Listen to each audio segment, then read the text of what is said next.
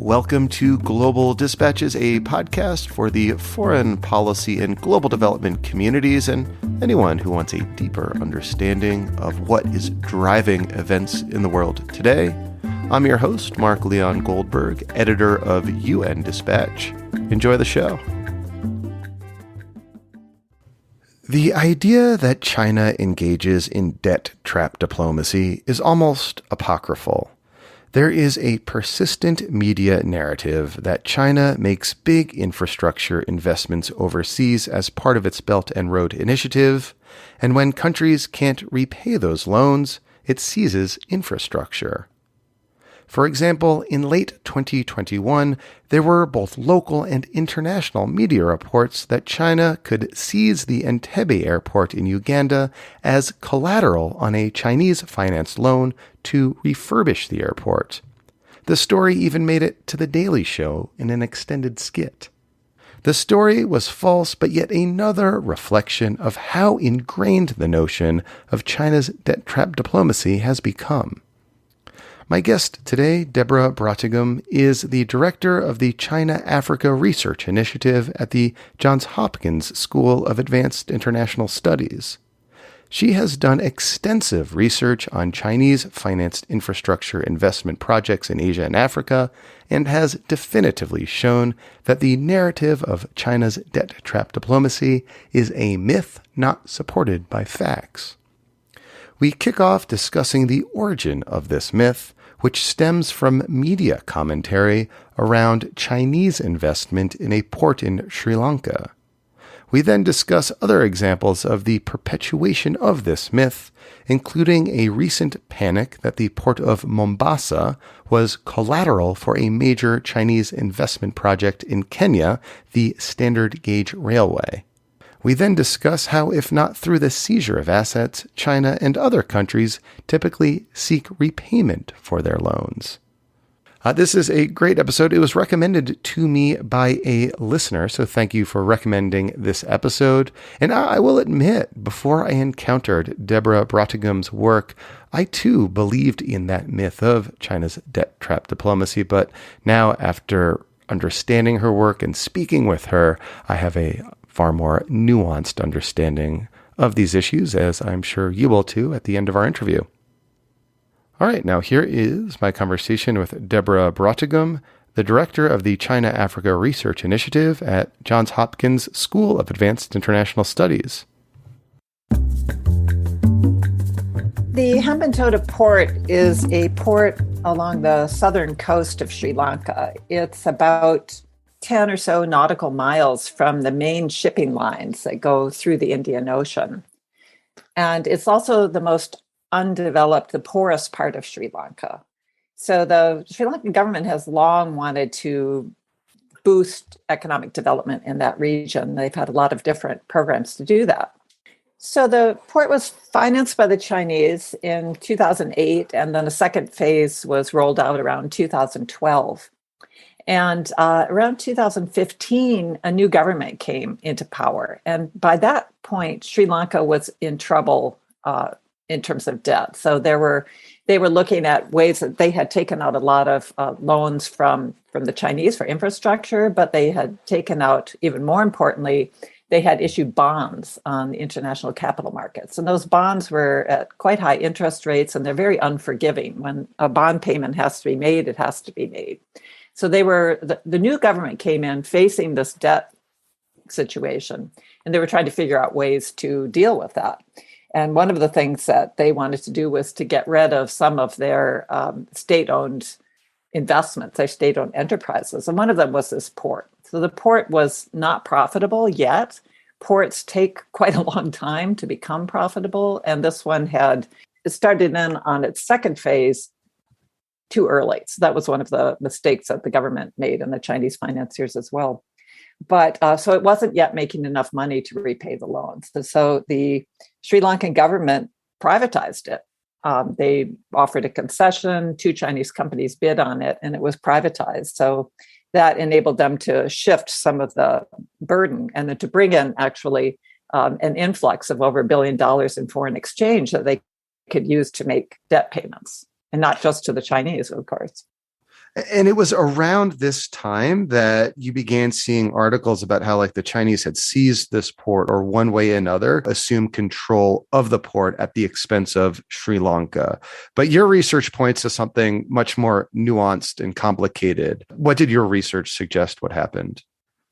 Well, I think you're right that the story developed, and it really developed in two phases. The first was there was an Indian analyst, a pundit in New Delhi, who first came up with this term, debt trap diplomacy. And he didn't actually do any research on this. He just wrote an op-ed and he referred to this case in Sri Lanka along with several others. And he said that the Chinese had deliberately masterminded this for strategic advantage. But then what happened was that the New York Times wrote an investigative study of this. And surprisingly, they got two things really wrong in that study. And those are two of the most important underpinnings of their proposition that this was an asset seizure. And the first thing that they said is right in the beginning of their article, they said that the port was judged not to be feasible. And that's just not true. My colleague Meg Rithmeyer at Harvard Business School and I have done extensive research on this. It took us a year and a half to get the feasibility study that the Canadians had done, and it was judged to be feasible. We also saw the feasibility study done by a Danish firm. It was also judged to be feasible. So that just wasn't true. And the second thing they said was that the loans from the Chinese started out to be cheap, and then they got more and more expensive. Like once they had like a drug addict or something like that. And that's the opposite of what happened. The very first loan for the first phase of the port was at a commercial rate. And then the ones after that, including $800 million, were at a fixed rate of 2%. That's a concessional rate. So the loans got easier as the commercial feasibility of the port started to become more problematic because the Sri Lankan government decided to expand it too early. So what Meg and I did, both of us knew something about this port. I knew something about it because a student I knew had been a summer intern on that port project. So she knew it quite well. And we had discussed this New York Times article, which ended up describing this as an asset seizure. And she said, that's not at all what happened. The whole way that the project is described in that New York Times article there's so many errors in that. And Meg and I found the same thing. What you found, as you said earlier, is that they decided to privatize this port. They sold the port's operation to a Chinese company, and they used that money generated to pay off debts, but not debts to the Chinese, debts to bondholders, principally not in China, correct? Yes, that's correct. So we don't know exactly what they did with that money because it went into the National Treasury of Sri Lanka. So that all of the money went into the National Treasury, and the National Treasury also took on the debt away from the Port Authority so that the Port Authority would be relieved of that responsibility. But it wasn't a debt equity swap. Many people have gotten that wrong as well. So it's still owned by Sri Lanka. And it's owned by a joint venture between the Chinese and the Sri Lankan Ports Authority, but the debt is owned by Sri Lanka. Nonetheless, this myth that the Sri Lankan port had been trapped by the Chinese, captured by the Chinese as part of like a nefarious diplomatic plot to, seize assets as part of its Belt and Road initiative. That myth lived on. And more recently in 2018, there was new life given to this myth over the purported leak of information regarding the terms of a deal between the Chinese and the port of Mombasa in Kenya, which is, by far the largest port in the region. Can you sort of explain what happened back in December 2018? Well, in December of 2018, a rumor began that Mombasa Port had been used as collateral for the Chinese financed standard gauge railway. And this is something that, together with a team of colleagues, including an international lawyer and a project finance specialist, we've dug into this rumor as well. But what we found was that this rumor originated in a leak of a letter from the Auditor General's office. They were doing an audit of the Kenya Ports Authority. And they said in this audit that the Ports Authority was a borrower of this railway loan. And we thought that was very curious, and that therefore they were responsible for repaying the loan. And then they also said because the Ports Authority has signed a waiver of sovereign immunity, that also means that their assets are pledged to guarantee this loan. And so and it wasn't terribly much information. It was just 3 pages of a letter that were leaked. And so we started teaching this case to try to figure out, it was full of all of these complex terms. And then we started diving into it more, and we were helped greatly by the release of the actual audit report, which was released a couple of years after that letter. And so what the audit report did make clear was that the Auditor General did believe that the Ports Authority was a borrower. Why did he believe that? So it took us months to dig through all the documents to map these contractual structures. But what we found is that this was a very complicated project, that the Ports Authority was connected to the project through what's called a take or pay agreement, because the railway company in Kenya was loss-making. So the Chinese didn't want to finance this railway if the railway company was unprofitable. So they were looking for ways to ensure that the loan could be repaid. And so they did what's called credit enhancements. And one of them was they had this take or pay agreement with the Ports Authority, which owns Mombasa Port. And the agreement is that Mombasa Port agrees to use the services of the railway to transport goods from Mombasa Port to Nairobi and beyond. And that they would agree every year to do, for 15 years of the loan period, to transport a certain minimum of cargo. And if they didn't transport that much, they would pay that equivalent fee. And so it's called a take or pay agreement. So that was one way that the bankability of the project was enhanced. And the other way was through a 1.5% tax on all the imports coming into the port, into Kenya in general. And that went into the Railway Development Fund. So what the Auditor General, because all of these parties, the Railway Corporation, the Ports Authority, the National Treasury, they were all linked together in a number of different contracts. So they all had to sign what's called a waiver of sovereign immunity, which is a normal but complicated waiver that I had never heard of when I started doing this research. Yeah, can you just explain what we mean by sovereign immunity and why in a situation like this, a waiver would be a conventional thing to include in a contract? Yes, I'd be very happy to do that because it is something that most people have never heard of. And what I found out is that it's absolutely standard in any commercial international loan contract, because under international law, sovereign states have what's called immunity. They have immunity from being sued by other entities and having to answer in a court of law. So it's they've got immunity from the lawsuits, and they also have immunity from enforcement. So even if you were to sue them and they didn't show up and you won by default, you couldn't then go to that country and then try to enforce your judgment and seize an asset, so to speak. So because they have this immunity, no bank will lend to a sovereign borrower unless they waive that sovereign immunity for the purposes of that particular loan. And agree to go to arbitration or something like that. Exactly. So it enables arbitration to take place. And of course, you have to have that waiver before when the loan is signed, because you can't just bring it in later and say, oh, we're having a problem here, and now we've got to sort this out in an arbitration. And the government would just say, well, no, we have sovereign immunity. We don't have to do that. So it has to be part of the loan contract. And it's absolutely standard. Germany does it. France does it. The UK does it. We do it. So that was nothing unusual.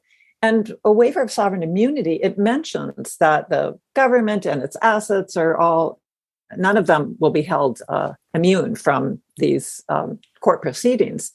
But it doesn't mean that something is then therefore pledged as collateral. It's just a very general waiver. And so the Auditor General actually called that wrong. He was mistaken about the waiver, and he was also mistaken to say that the Ports Authority was a borrower because they had signed that waiver. And there's a tiny clause in there that enabled us to just nail that fact that he had mistakenly thought the Ports Authority and the railway company were borrowers. And it was just on the basis of misreading. He misread one part of the contract. And it became like a whole kind of media and political brouhaha in Kenya for a while that, the Kenyan government, it was erroneously believed, had put up this extremely valuable port as collateral to the Chinese should the major investment in the standard gauge railway go awry somehow. That's absolutely right. And what's interesting to me is that I really believe this was a contagion effect from the Sri Lanka case, because that idea was out there in 2018. It hadn't yet, none of the research that has been done by myself, Meg Rithmeyer, and a number of other people who have actually done research on this, none of that was out yet. And so this was essentially unchallenged. And so it was certainly in Kenya. They were reading about these things. They were reading that their assets might be at risk from Chinese loans. So it was, the idea was out there. And I'm sure the Auditor General, I wish I could interview him, but I'm sure that he was kind of infected by this contagious idea that was out and about. And that contagion spread to neighboring Uganda more recently over an erroneous media report, or in an erroneous media report, that the airport in Entebbe, the main international airport linking Uganda to the rest of the world, was put up as collateral for a major Chinese investment in the airport. And I mean, it was wild to see how far that erroneous idea spread, to the point where like the Daily Show did a whole long segment, mocking and exposing supposedly this issue, around the Entebbe airport. That's absolutely right, Mark. So what happens is that I think a journalist gets an idea to do a study, article on this, or someone just writes an op-ed, which is what happened in the first instance in Sri Lanka with this Indian pundit, and that gets the first headline, and then all of the rest of it is catch up. And so the government says, no, it's not collateral. The Chinese say it's not collateral, but that's all. It's like having a correction section. Once the first headline is out there, then that's the one that just gets carried away. And so you have people on Capitol Hill saying that the Entebbe airport, that the Chinese are seizing Entebbe airport. So that's, first of all, the project wasn't even finished when this article came out. There wasn't any, and then it has a 5-year grace period. So it just wasn't even any question whatsoever of this. But again, it was this sovereign immunity waiver. That was what they were concerned about. And my understanding with the Entebbe loan situation is that the Chinese are financing an expansion of the airport, and that a certain percentage of profits from the airport are going into an escrow account, and the Chinese get some like beneficial priority in terms of how that money is dispersed from the escrow account. That's absolutely right. There's a repayment account, and there's also a sales collection account. There are two different accounts there.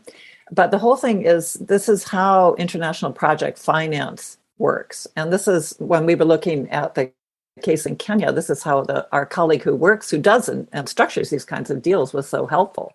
Because he kept saying over and over, this is just normal. These are gold standard things that we ask for. Having an escrow account, having the profits the revenues from the airport go into the escrow account. And other lawyers that I've consulted to that work in international project finance say over and over again, yes, this is how we do these deals.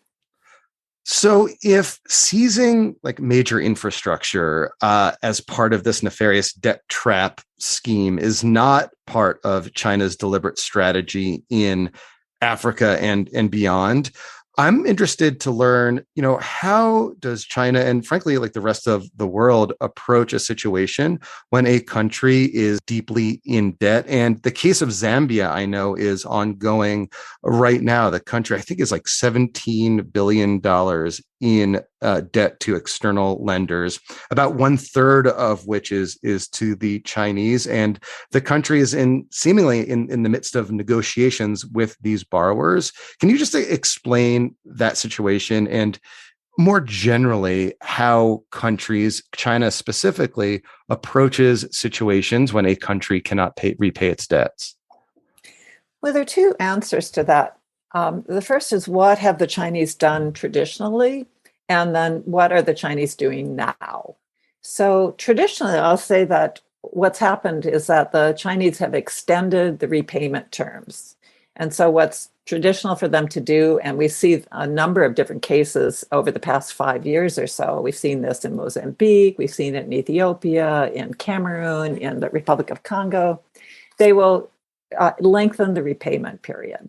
And in some instances, they've changed the interest rate, lowered the interest rate. But it's much more common just to leave the terms the same and then just give the country a longer period of time, perhaps a grace period where they don't have to make payments on the principal. So give them breathing room, but not to do what's called a haircut, which would be cutting the principal value of the loan. And so that's what they have traditionally done. Now, what's happening today is they're in parallel with the Chinese, of course, there are other lenders, and the other major bilateral creditors, official creditors, have traditionally joined in what's called the Paris Club, and they do these debt negotiations together. And so it's all done transparently, and they negotiate and give a haircut or not through these multilateral negotiations. So the Chinese have not become part of the Paris Club, so they've been doing it all bilaterally and outside of that. Today, after the pandemic, there's a new experiment, really. It's called the Common Framework. And it's a combination of the Group of 20, the G20's debt service suspension initiative. There are a number of poor countries that the G20 quickly negotiated a suspension of debt service from the poorer countries in the world. There's 60 some or so. And so that was for a period up till the end of 2021. And then as part of the G20 negotiations, they came up with this idea of the common framework. So that would be the Paris Club and the non-Paris Club official lenders, bilateral lenders. The World Bank is not included. They have not offered to give any debt relief. So these bilateral lenders were supposed to come together, that are members of the G20, were coming together in this common framework. So only 3 countries have applied for common framework treatment of their debts. And that's, we've had Chad, Ethiopia, and Zambia. So, and I think the other countries are just waiting to see what happens. And they're letting these countries go through the experience first. So then we get to Zambia. So what's happening with Zambia? Well, we've been following this very closely. And it's interesting that in Chad, it took about 4 months to get the common framework, the creditors committee together, and they negotiated a deal. But what happened then was that Chad has not yet been able to get commercial creditors, and these are oil traders and others who have lent to the government. They haven't yet joined in to provide to see what kind of debt relief they're going to give. So that Chad situation is still on hold. Then in Ethiopia, they've been at war. This is basically in a civil war, so that hasn't moved forward. And that took about 8 to 10 months to get the creditors committee together, and it took 14 months for Zambia to get the creditors committee together. So it's been very, very slow. And I think China has joined this creditors committee. Is that right? They have said they are going to join, and my understanding is that not much has happened since then. That happened during the World Bank and IMF spring meetings. So they did say they would join. And my sense of this is that there is a lot going on in China. Xi Jinping is he's standing for reappointment, which is, even though the Constitution, or they've agreed now that he can stand for a third term and maybe keep standing, it's still not sewn up. And so that's something that, they're like in an election season. So the fate of Zambia, far away in Southern Africa, is really not a priority. And I think that to do anything like a haircut, it's going to involve very high level decisions in China. It's the banks don't want to do it. That's going to have to be a higher up, because they're going to have to be paid. So if they do a haircut, someone's going to have to compensate them. So chances are that this common framework will work up some sort of deal, probably not to include a haircut, but who knows? But, China is not going to seize copper mines in Zambia. The point is, rather, China is kind of joining and doing what in normal circumstances, normal countries and lenders would do, which is try to renegotiate the terms of the loan. That's exactly right, Mark. And it's actually very difficult to seize assets inside a country. And you can just imagine it. How do you do it? You have the Sri Lanka case we know was not an asset seizure, but if the Chinese did want to seize assets, they would have to go through courts in a local country. They would have to, it would have had to be a court case outside. It's very unlikely that could ever be politically feasible. And the optics of it are, even though they've been accused of this and basically convicted in the court of international public opinion, to actually do this is really highly unlikely. So is there anything just unique or uncommon about how China tries to go after its debts, either in Africa or in other places that it's lent along the Belt and Road Initiative and other countries in Asia or elsewhere? I think what's unusual is that they do it bilaterally and they negotiate it. There can be a lot of different outcomes. There's no one size fits all. There's no standard pattern of how they do this. But it's also unusual that I don't think for sovereign debt, I don't know of any instances where they have gone to arbitration. These loan contracts all say the waiver of sovereign immunity, they can go to arbitration, but I don't think they do it. Or there are very few cases in which they do it. I think a lawyer colleague of mine told me that there were a dozen or so cases that she had seen, but those might have been private. We do know that they go after private borrowers. There's a case in India where a magnate, billionaire had borrowed from a Chinese bank and didn't repay, and so they went after him in the courts. But in terms of sovereign borrowers, they don't. And this is unlike Western lenders. There's a case that I've been following in Zimbabwe where a German bank that's owned by the German government, KfW, went after Zimbabwe for not paying loans for a number. There were about 5 different loans. And so they got a judgment through this arbitration process. And then they hired a collection agency in Singapore to go after the Zimbabwe government. And so this collection agency was running around Southern Africa trying to find properties that the Zimbabwe government owned so that they might be able to attach them to enforce this judgment. And so that was different. We don't see any examples of the Chinese doing that. But what was so interesting to me in Sri Lanka was that the first feasibility study that was done for this by the Canadians said that Sri Lanka should they should have a private consortium build that project. It should be a joint venture, and it should be a build, own, operate, transfer project in which a company receives a contract, gets the port up and running, and then operates it for a number of years and then turns it back to the port. And essentially that's what they have now with the Chinese. And that's what the Canadians had recommended long ago. So they kind of went back to the proposal that was the feasibility study that was done 20 years ago. So really, this is all a nefarious Canadian plot. Well, it is ironic, isn't it? And it's also interesting that the Canadians were pushing so hard for this project because they thought the French were going to get it. So it was all different actors in those days. Well, thank you so much for your time and for your very helpful research. This is great. Well, thank you, Mark. I'm always glad to talk to people about it. All right. Big thank you to Deborah Brautigam. That was great. And as I mentioned at the outset of this conversation, this episode was recommended to me by a listener. And that recommendation led me to the excellent podcast, China in Africa, which is part of the Sup China Network. And there is an episode of that excellent podcast dedicated to the Port of Mombasa myth and Deborah Brautigam and her team's deep research exposing what was really in that complex infrastructure investment deal. It was fascinating stuff. Again, highly recommend the China in Africa podcast. All right, we'll see you next time. Thanks. Bye.